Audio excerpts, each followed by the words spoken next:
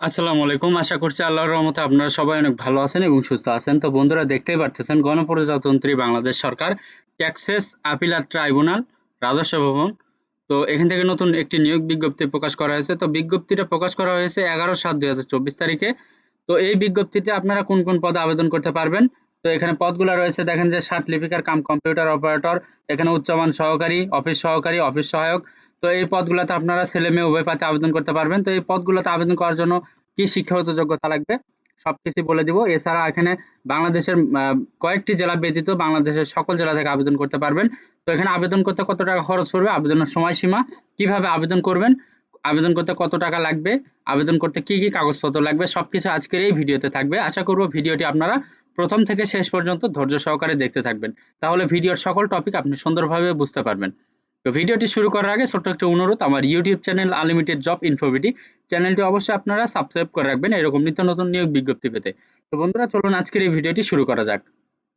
তো এখানে দেখতে পাচ্ছেন ১ নাম্বার যে পদ রয়েছে এখানে ষাট লিপিকার কাম কম্পিউটার অপারেটর, এখানে গ্রেড ১৩, বেতন স্কেল ১১,০০০ থেকে ২৬,৫৯০। তো এখানে ২ জন লোক নিয়োগ করা হবে।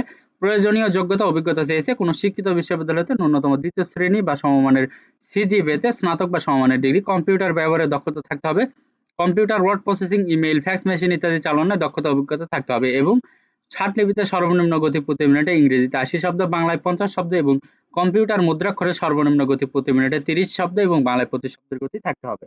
এরপর ২ নম্বর দেখতে পাচ্ছেন মুদ্রাক্ষরে কাম কম্পিউটার অপারেটর, এখানে গ্রেড ১৪, বেতন স্কেল ১০,২০০ থেকে ২৪,৬৮০।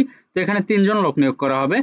তো শিক্ষাগত যোগ্যতা কোনো শিক্ষিত বিশ্ববিদ্যালয়তে ন্যূনতম ২য় শ্রেণী বা সমমানের সিজিপিএতে স্নাতক বা সমমানের ডিগ্রি থাকতে হবে, কম্পিউটার ব্যবহারে দক্ষতা থাকতে হবে, computer word processing, email, fax machine ইত্যাদি চালনায় দক্ষতা ও অভিজ্ঞতা থাকতে হবে এবং ষাট লিপিতে সর্বনিম্ন গতি প্রতি মিনিটে ইংরেজিতে ৭০ শব্দ এবং বাংলায় ৪৫ শব্দ এবং কম্পিউটার মুদ্রাক্ষরে সর্বনিম্ন গতি প্রতি মিনিটে ইংরেজিতে ৩০ শব্দ ও বাংলায় ২৫ শব্দ হতে হবে। এরপর ৩ নম্বর দেখতে পাচ্ছেন উচ্চমান সহকারী, এখানে গ্রেড ১৪, বেতন স্কেল ১০,২০০ থেকে ২৪,৬৮০। এখানে ৫ জন লোক নিয়োগ করা হবে। তো শিক্ষাগত যোগ্যতা কোনো শিক্ষিত বিশ্ববিদ্যালয়তে ন্যূনতম ২য় শ্রেণী বা সমমানের সিজিপিএতে স্নাতক বা সমমানের ডিগ্রি থাকতে হবে, কম্পিউটার ব্যবহারে দক্ষতা থাকতে হবে, computer word processing, email, fax machine ইত্যাদি চালনায় দক্ষতা ও অভিজ্ঞতা থাকতে হবে এবং কম্পিউটার মুদ্রাক্ষরে সর্বনিম্ন গতি প্রতি মিনিটে ইংরেজিতে ৩০ শব্দ ও বাংলায় ২৫ শব্দের গতি থাকতে হবে। এরপর ৪ নাম্বার দেখতে পাচ্ছেন এখানে রয়েছে অফিস সহকারী কাম কম্পিউটার মুদ্রাক্ষরিক, এখানে গ্রেড ১৬, বেতন স্কেল ৯,৩০০ থেকে ২২,৪৯০। তো এখানে ৬ জন লোক নিয়োগ করা হবে। তো শিক্ষাগত যোগ্যতা কোনো শিক্ষিত বোর্ড হতে ন্যূনতম ২য় বিভাগ বা সমমানের জিপিএতে উচ্চ মাধ্যমিক সার্টিফিকেট বা সমমানের পরীক্ষায় উত্তীর্ণ হতে হবে, কম্পিউটার ব্যবহারে দক্ষতা থাকতে হবে, computer word processing, email, fax machine ইত্যাদি চালনায় দক্ষতা ও অভিজ্ঞতা থাকতে হবে এবং কম্পিউটার মুদ্রাক্ষরে সর্বনিম্ন গতি প্রতি মিনিটে ইংরেজিতে ২০ শব্দ এবং বাংলায় ২০ শব্দের গতি থাকতে হবে। এরপরে ৫ নাম্বার দেখতে পাচ্ছেন অফিস সহায়ক, এখানে গ্রেড ২০, বেতন স্কেল ধরা হয়েছে ৮,২৫০ থেকে ২০,০১০ টাকা। তো এখানে ৪ জন লোক নিয়োগ করা হবে। তো শিক্ষাগত যোগ্যতা চেয়েছে কোনো শিক্ষিত বোর্ড হতে মাধ্যমিক স্কুল সার্টিফিকেট বা এসএসসি পাস হইলে আপনি এখানে আবেদন করতে পারবেন। তো বন্ধুরা এখন আপনাদেরকে দেখাবো যে এখানে অনলাইনে কিভাবে আবেদন করবেন বা এখানে আবেদন করতে কত বয়স সীমা হতে হবে। তো এখানে দেখতে পাচ্ছেন ১৮ থেকে ৩০ বছর বয়সের ভেতরে হইলে আপনি আবেদন করতে পারবেন। এখানে ১/৭/২০২৪ তারিখে যার প্রার্থীদের ১৮ থেকে ৩০ বছর তারা আবেদন করতে পারবেন।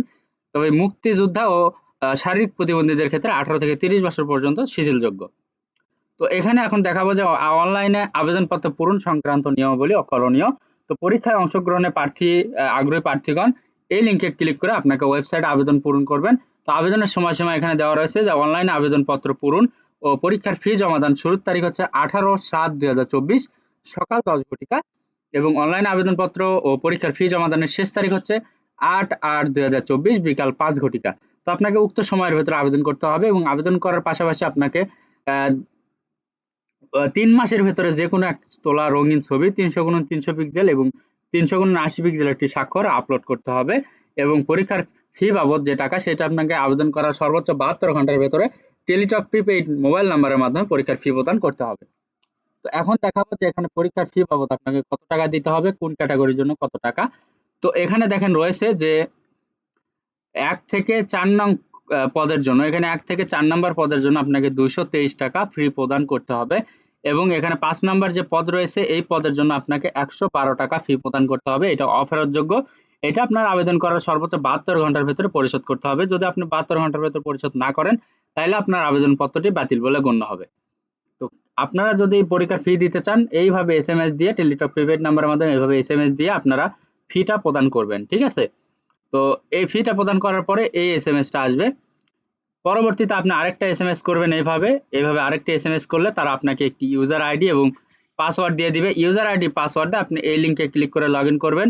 ইউজার আইডি পাসওয়ার্ড দিয়ে এই লিংকে ক্লিক করে লগইন করবেন। তো লগইন করার পরে পরবর্তীতে দেখতে পারবেন ওখানে আপনার রোল নাম্বার, পদের নাম, ছবি, পরীক্ষার তারিখ, সময় ও স্থানের কেন্দ্রের নাম ইত্যাদি সম্বলিত একটি প্রবেশপত্র থাকবে। অবশ্যই সেটি ডাউনলোড পূর্বক রঙিন প্রিন্ট করে বের করে নেবেন।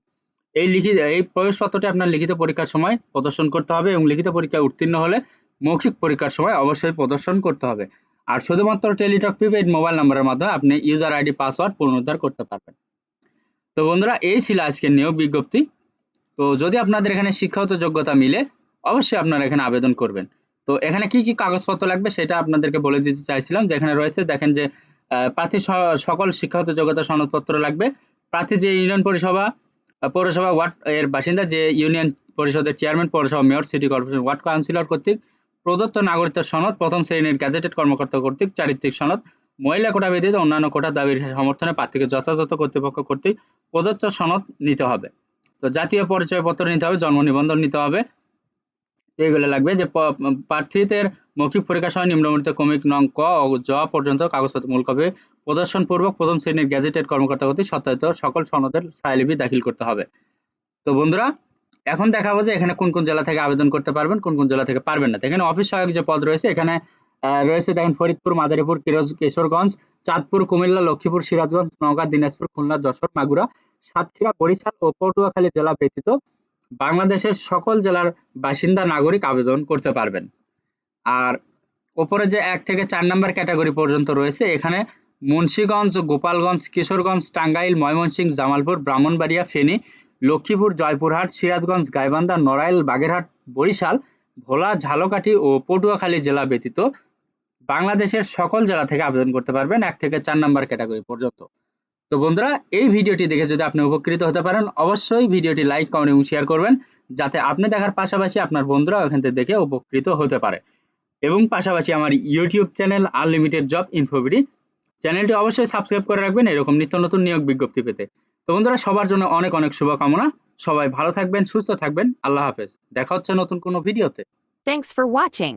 Please like, share, subscribe.